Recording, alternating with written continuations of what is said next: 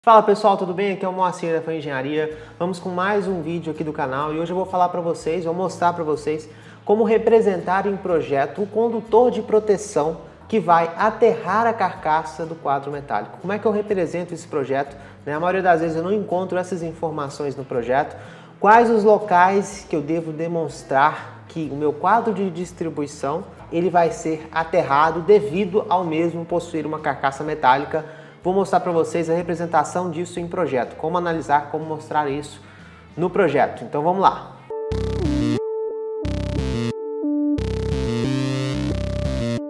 Então pessoal, para a gente entender o quadro de distribuição da sua instalação elétrica, se o mesmo for metálico, isso a gente vai ver bastante em painéis, você deve aterrar essa massa metálica, porque é uma parte que pode ser condutiva na sua instalação em caso de falha.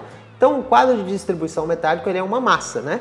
E aqui no nosso item 512231, ele fala que todas as massas, na equipotencialização, todas as massas de uma instalação devem estar ligadas a condutores de proteção, tá? Então, massa deve estar conectadas a condutores de proteção. Só que agora, o que é condutor de proteção? Não estou falando de condutor de aterramento, estou falando de condutor de proteção. Como é que a 5410 define o dimensionamento de condutores de proteção? Vamos lá. Então aqui, pessoal, no 643, você tem condutores de proteção, é o item, né? A gente acabou de ver que todas as massas devem ser ligadas a condutores de proteção. Então estamos aqui no condutor de proteção, item 643.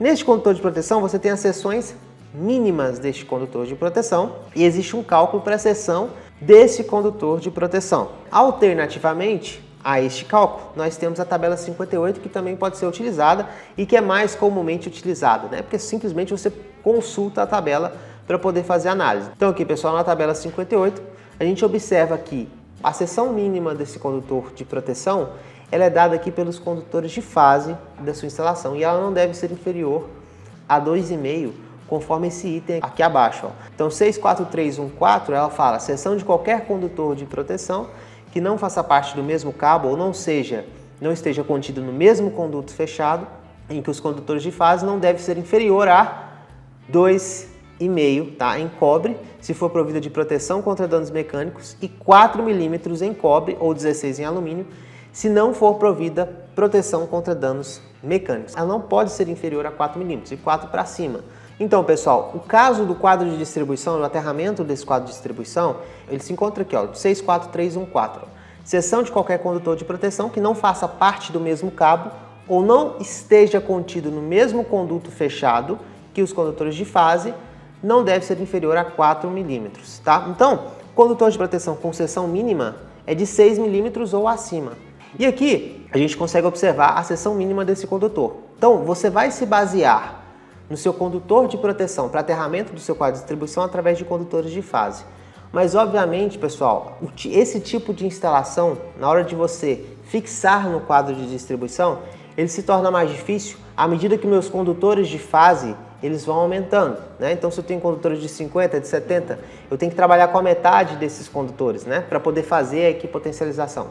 Então, geralmente, você vai encontrar o que eles pedem na seção mínima da equipotencialização. Uma seção mínima de 6 a 16 milímetros quadrados sendo utilizada aí para equipotencializar um painel ou um quadro de distribuição, tá? Então esse é o condutor que geralmente você vai utilizar devido à inviabilidade de equipotencialização desse condutor com o quadro de distribuição, tá? Então 6 milímetros quadrados aí é o condutor de 6 a 10 milímetros mais utilizado, tá? Agora como é que eu vou representar isso em projeto? Pessoal, vamos lá. Então aqui, pessoal, o primeiro lugar que você pode representar em projeto é no diagrama unifilar. Se seu quadro de distribuição deve ser aterrado, o primeiro lugar para poder representar isso é aqui, pessoal. Então, não sei se você já viu, mas a maioria dos diagramas unifilares, eles têm uma simbologia de aterramento bem aqui. Muita gente acha que é esse condutor de proteção aqui, que está vindo, ou provavelmente do BEP, da medição.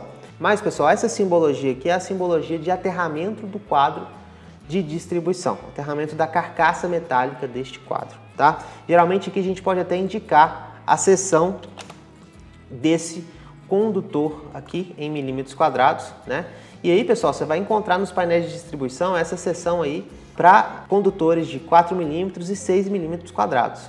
Então, os painéis de distribuição já vêm com um ponto de aterramento, é aquele ponto de aterramento que você encontra tanto na porta quanto interno a ele, que faz aquela aquela volta do interno até a porta, né? E depois ligado ao barramento de proteção.